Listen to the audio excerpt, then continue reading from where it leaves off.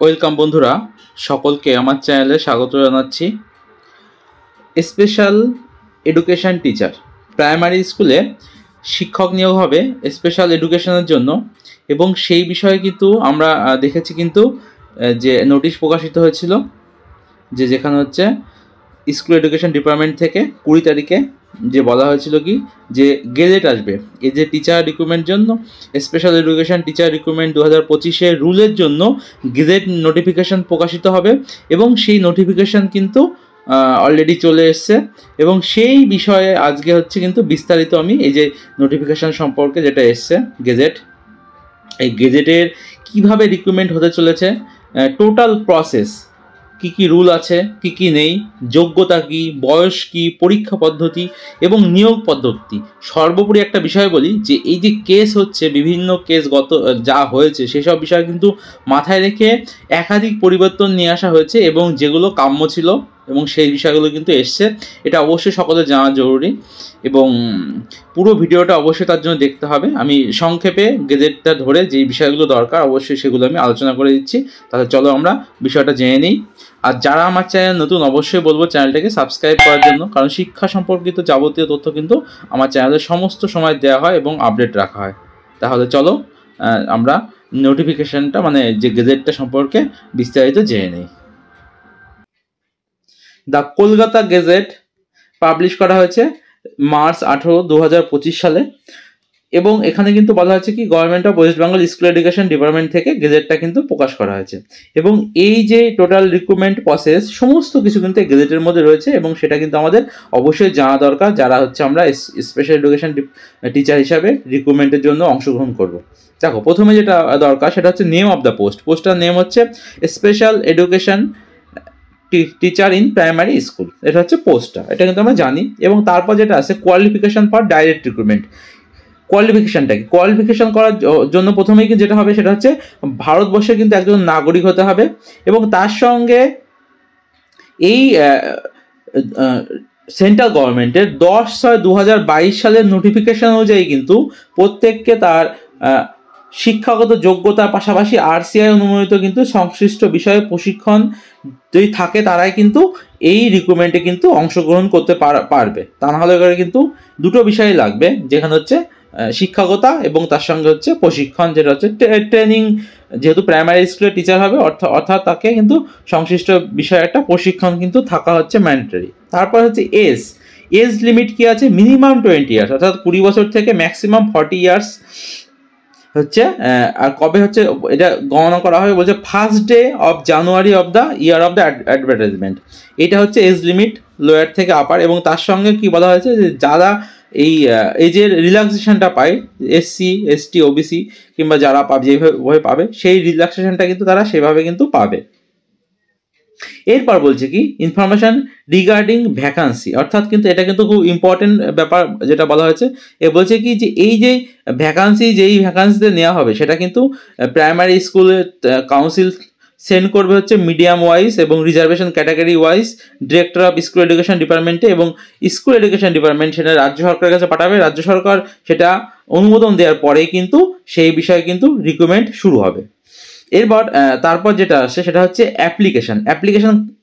অ্যাপ্লিকেশনে বলা হয়েছে যে যারা অ্যাপ্লিকেশন করবে তাদের হচ্ছে TET, the candidate who already TET pass দ্বারা and otherwise eligible for the post of may be apply for the post, অর্থাৎ টেস্ট যারা পাস করেছে কিংবা যারা এরপর যে টেস্টটা কন্ডাক্ট করা হবে সেই টেটেও কিন্তু তারা কিন্তু অংশগ্রহণ করতে পারে, যেটা খুশি। এবার হচ্ছে আর অ্যাপ্লিকেশন করার পরে কিন্তু যেই টাকাটা তারা দেবে non refundable and such manner may be determined by the board of the mention in the advertisement, এবং এই যে অ্যাপ্লিকেশন করার পর পরীক্ষা দেবো না, রিফান্ড চাইবো, সেসব বিষয় কিন্তু এখানে কিন্তু অ্যালাউ করা হবে না। এবার হচ্ছে সেটা হচ্ছে সিলেকশন কমিটি। একটা কমিটি গঠন করা হবে বোর্ডের পক্ষ থেকে বিভিন্ন ধরনের বিভিন্ন জায়গার মেম্বারদের নিয়ে, এবং সেই কমিটি কিন্তু টোটাল বিষয়টা তদারকি করবে এবং তাদের তত্ত্বাবধানে কিন্তু এই টোটাল রিক্রুটমেন্ট প্রসেসটা কিন্তু হবে। এটা হচ্ছে সিলেকশন কমিটি কিন্তু সমস্ত ডিসিশন নেবে। এবার conduct of TET and selection of candidate and prepare panel for special education teacher in primary. কি বলছে? The selection committee of the board shall arrange for proper custody of online application, প্রথমে online application নেওয়া হবে এবং তারপর সেই কি বলেছে, board after receiving application form shall prepare list of candidate for the purpose of preparation of database of the candidate, অর্থাৎ তারপর সেই ক্যান্ডিডেটদের একটা ডাটাবেস তৈরি হবে এবং সেই ক্যান্ডিডেটটা তারপর হচ্ছে এনসিটি নর্ম অনুযায়ী the selection committee shall conduct একটা টেট কন্ডাক্ট করবে এনসিটি নর্ম অনুযায়ী, এবং for the purpose of TET the selection committee board appoint paper, মানে তারপর পেপার সেটারদের পেপার হবে, ওএমআর মাধ্যমে পরীক্ষা হবে। এবং যেটা সব থেকে ইম্পর্টেন্ট একটা কথা বলছে যে TET with carbonless duplicate which shall be retained with the candidate, অর্থাৎ ক্যান্ডিডেটদের কিন্তু এবার বলছে কি সেই কার্বন পেপার দিয়ে দেওয়া হবে, যা পরবর্তীতে তারা কিন্তু বিষয়টা তারা উত্তরটা মিলিয়ে নিতে পারে। এরপর যেটা বলেছে সেখানে বোর্ডের পর হচ্ছে একটা আনসারকে দেবে এবং সেই আনসারকে অনুযায়ী কিন্তু তারা প্রত্যেকে কিন্তু মিলিয়ে নিতে পারবে উত্তর, এবং ফাইনালি কিন্তু মডেল আনসারকে প্রকাশ করবে ওয়েবসাইটে। বলছে কি লাস্টে দাদা selection committee of board shall publish the result of TET and issue certificate TET can qualify candidate following NCT norm, অর্থাৎ এনসিটি নর্ম অনুযায়ী কিন্তু যারা টেট পাস করবে তাদেরকে কিন্তু টেট সার্টিফিকেটও প্রোভাইড করা হবে। এবার বলছে যে কি যেই পরীক্ষা যেভাবে রিক্রুটমেন্ট হবে কি হবে, যে ওয়েটেজ অফ ফর টেট, অর্থাৎ টেটের জন্য 80 নম্বর, আর হচ্ছে demonstration of classroom teaching and interview, অর্থাৎ ডেমনস্ট্রেশনে 10 এবং ইন্টারভিউ 10 দিয়ে কিন্তু টোটাল 100 নম্বর কিন্তু পরীক্ষা এবার হতে চলেছে, এবং সেই অনুযায়ী কিন্তু মেরিট লিস্ট তৈরি করা হবে। এবং মেরিট লিস্ট তৈরি হওয়ার পরে যেটা বলছে কি the selection committee after completion of physical verification, এরপর হচ্ছে মেরিট লিস্ট তৈরি করার পরে কিন্তু ফিজিক্যাল ভেরিফিকেশন করা হবে।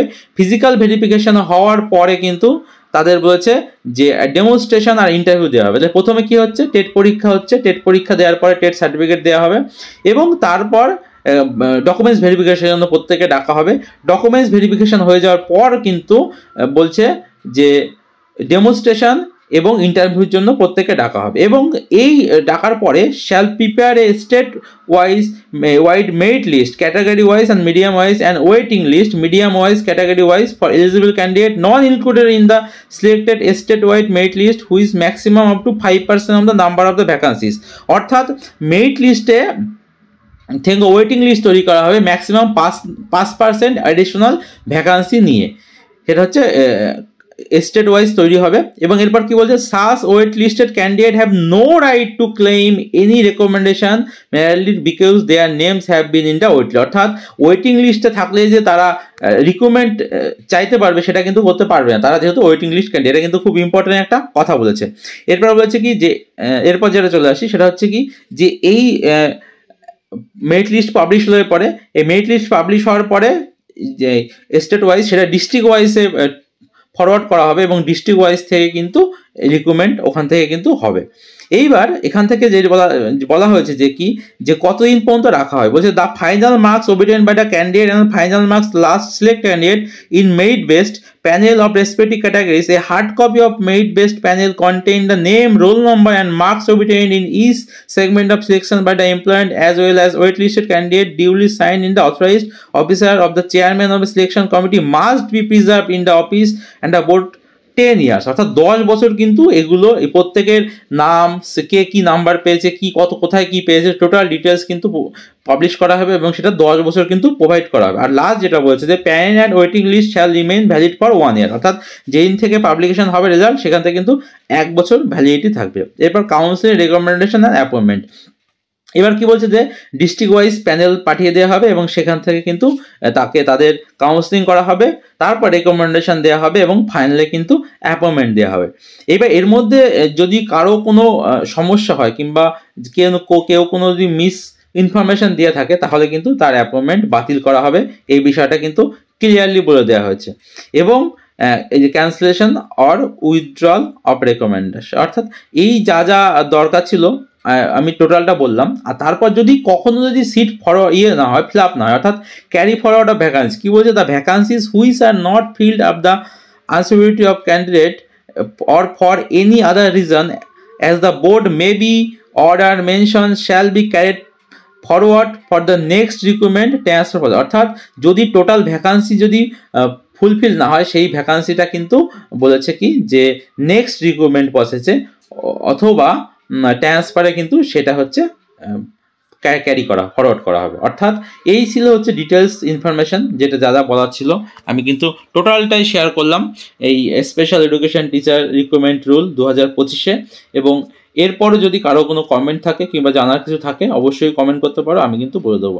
এই হচ্ছে টোটাল রিক্রুটমেন্ট প্রসেস সম্পর্কে নতুনত্ব অনেক কিছু জানানো হলো, অনেক কিছু এলো, এবং সমস্ত কিন্তু পেপারে অ্যাডভার্টাইজমেন্ট দেওয়া হবে, এবং সেখানে কিন্তু ডিটেলস জানিয়ে দেওয়া হবে কিভাবে কোথায় কি হতে চলেছে, এবং এইভাবে কিন্তু রিক্রুটমেন্ট প্রসেসটা চলবে, এবং নতুন যে রিক্রুটমেন্ট হতে চলেছে সেটা কিন্তু এইভাবে হবে। ঠিক আছে, ভিডিওটা আমি এখানে শেষ করছি। সকলে সুস্থ থাকবে, ভালো থাকবে। আবার নতুন ভিডিওতে সকলের সঙ্গে দেখা হবে।